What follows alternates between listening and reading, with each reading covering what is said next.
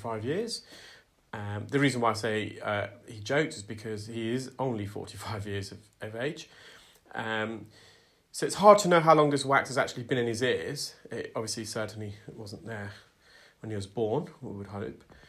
But it's nonetheless quite an extreme earwax removal, this. If you continue to watch, you'll see just how much wax I extracted from the left ear. And we're just at the entrance here, and there's a few matted hairs. The consistency of wax near the entrance is quite fudge-like, quite soft and sticky, and I wasn't able to get a suction grip, so I put some olive oil drops in just to soften it, lubricate it, bind the wax together. That didn't really help much, so I'm now using an ear hook, and I'm trying to get in and around the edge of the wax plug and trying to lift it off the canal wall. So we're just at the roof of the ear canal here. I started off on the anterior canal wall, so to the front part of the ear canal, which is the left-hand side. And just again, I'm gliding it over the roof superiorly. Now, the core of this wax was quite soft, so the hook was more or less dissecting this plug of wax like a hot knife through butter. So I therefore now using a Jobson horn, and I carefully glided the Jobson horn on the back part of the ear canal. So we are still quite lateral, we're near the entrance, and then I rotated the Jobson horn, the ear curette as it's also known, into the main body of the wax and slowly brought the Jobson horn out of the ear, using it like a scoop. And again, once more, I'm stretching the back part of the ear canal just to straighten it, and then I'm just trying to go underneath and to the side. We've got to be careful here that we don't make contact with the canal wall, because that can be really uncomfortable. So this plug of wax is almost like chewing gum. It's an analogy that I use quite often to describe certain types of wax. And it is really, really impacted. So I've just gone back in with the hook again, because I created a bit more of the opening, and I, again, just slice through there. Now, sometimes slicing through, dissecting the wax has its own benefits, because we can then go in slowly and remove these sliced pieces. It's not always about the money shot. So the money shot is removing this in one single piece. Now, if you continue to watch, the patient has an extremely large plug deeper in the ear, and I did manage to remove that in one solid piece, but we're hacking away at this almost in small pieces, almost like a hammer and chisel effect, breaking it into little small pieces and coming out with the smaller pieces, and for example, using suction where need be to vacuum some of these pieces that I've dissected. It's got the worst consistency of this type of wax. It's very fudge-like, toffee-like. And the patient has got quite a bendy ear. So the endoscope's straight into the ear. And this is, if we were to follow a straight line trajectory, the endoscope will probably be facing the back of the patient's head. So you can imagine the degree of the bend in this ear canal. So we go forwards, and then you probably have to turn left by about we'll say more than 45 degrees, about 60 degrees to the left, to straighten this ear canal. Now, the top part of the ear canal is in some ways collapsed upon itself, and it's engulfed this piece of wax that I'm trying to remove here. So I'm almost lifting the canal up to release the wax. I've just gone back in with the Jobson horn. I'm just gliding it at the base of the ear. Again, trying to avoid contact with the canal wall. I'm just trying to, you can see the little wriggle movement. I'm just trying to force the Jobson horn further into the ear.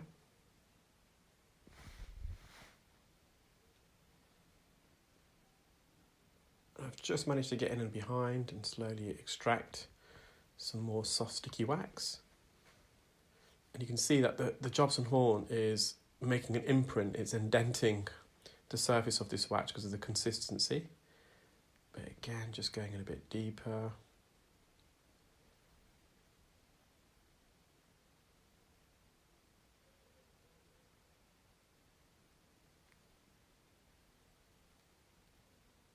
So I've just gone back in with the hook, and again, I'm just trying to get a bit deeper and deeper now. As we're chiseling away and removing the the surface of the wax, the lateral surface. It enables me to get the instrumentation a bit deeper and bring the deeper wax forwards. Okay, so I've just chiseled some of this wax into smaller pieces. And I'm just using some forceps now. So the bottom jaw, I'm just gliding at the base of the ear canal, trying to get underneath this plug of wax. So similar to the Jobson horn, it didn't remove it in one big piece, although I think I am going to get a large piece out in a moment using the forceps.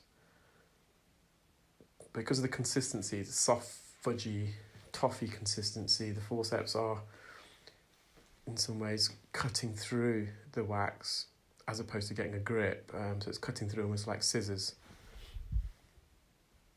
I've just got a bit more out there. You can see we're clearing the entrance. Again, I'm just trying to glide the bottom jaw underneath. So just put some more oil in. And again, I'm just going to the base of the ear canal and we're now at the roof. If the wax has been there for a while, you can tell by the colour it's extremely dark in appearance, it's oxidised.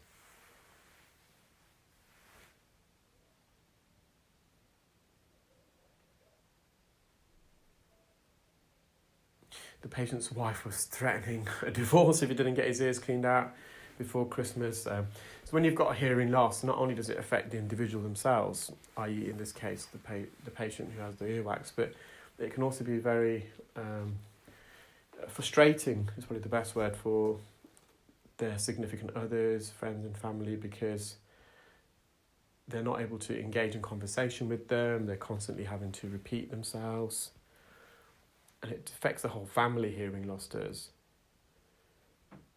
So again, this top part of the ear canal, the cartilage here is a bit weaker, and you can see it's collapsed upon the plug of wax, so it's engulfing it. So I'm just lifting this cartilage up and then trying to get underneath it where the wax plug is stuck and slowly wriggle it forwards.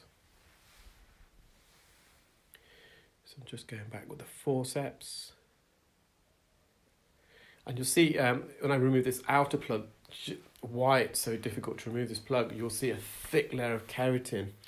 It will be enveloping this plug of wax, and this keratin it's attached itself to the canal wall and the wax, and it's almost like double-sided sticky tape, this keratin, and it's keeping the wax in bay, and it's not allowing it to easily come out. So I'm just using the hook again. I've just glided it the front part of the ear canal. You can see we've used all instrumentations already. We've used forceps, we've used hooks, Jobson horns, suction. Sometimes wax is just not easy to remove. Remember, this patient is awake, there's no anaesthesia, and we're in their ear poking and prodding away.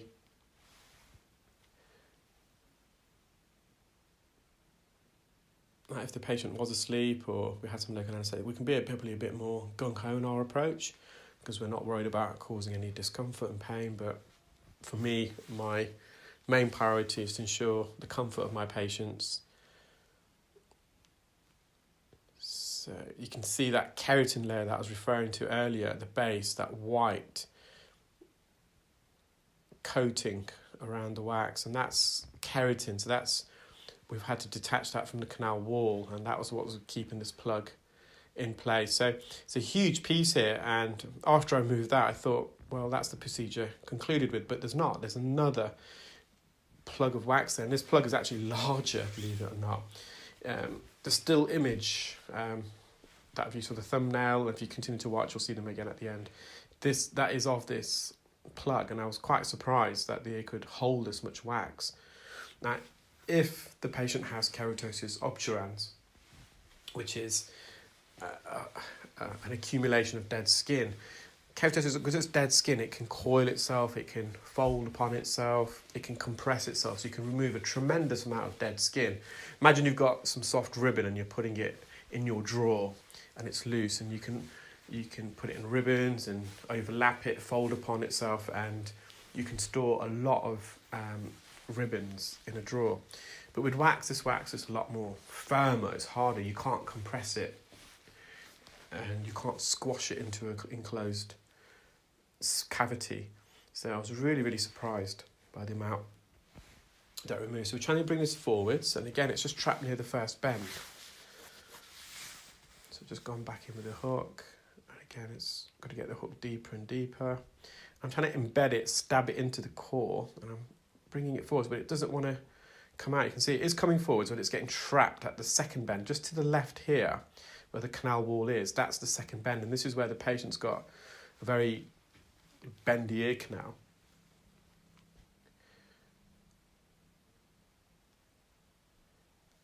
And again, just trying to get in and behind the wax. You can see there's a lot of hair there. So we know the patient's been using some cotton buds because these hairs shouldn't be this deep in the ear. Or we know that the patient's been trimming their ear hairs and not blocking the ear canal, so the hairs are just flown in. But I suspect also they've been using cotton buds and pushing it further in.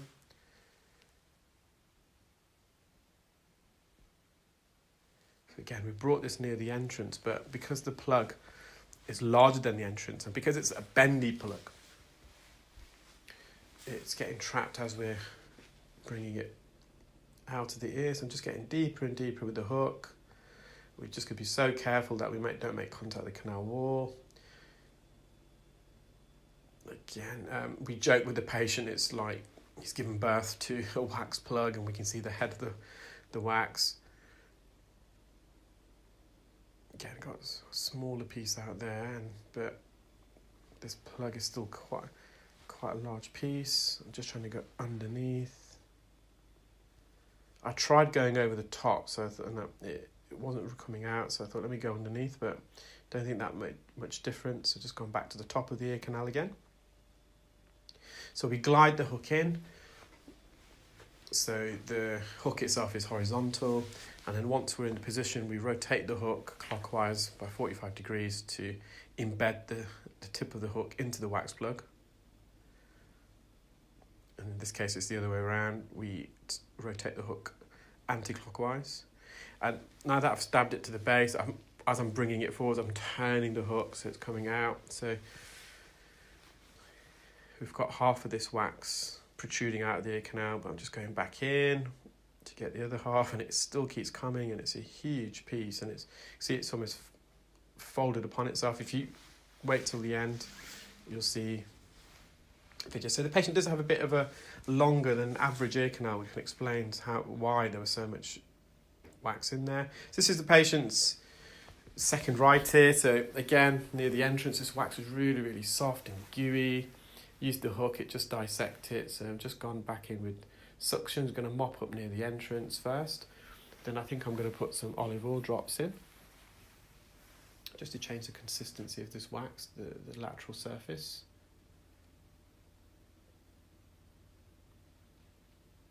I'm just lifting it up, so to detach it from the base of the ear canal, there's a few skin adhesions there.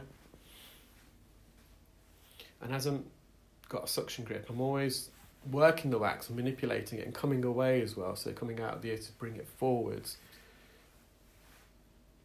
So it's near the entrance. I've just glided the hook in, and the Jobson horn.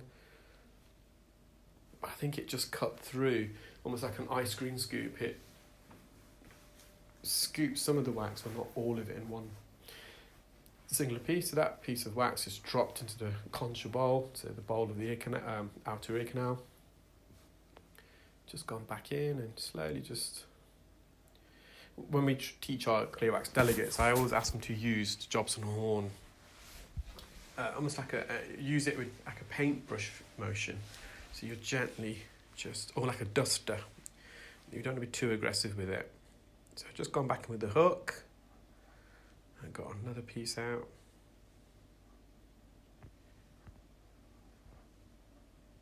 So just put some olive oil drops in here. Okay, I'm just lifting this away from the front part of the ear canal. You can see there's skin adhesions there.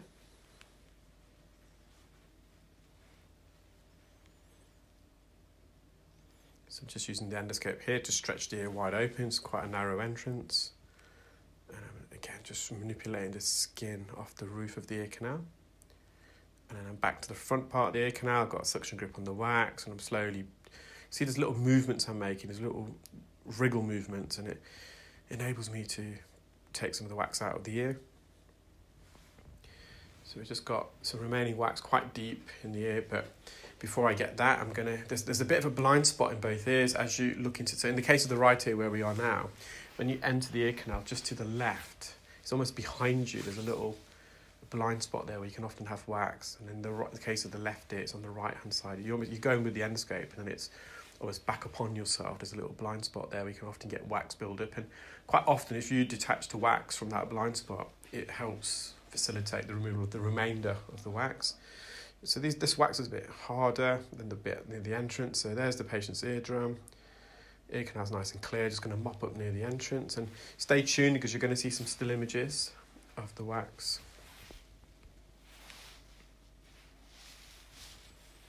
I hope you've all been enjoying the videos of late. I've got loads more. Very interesting cases coming up. There we are. So the patient's got no excuse now.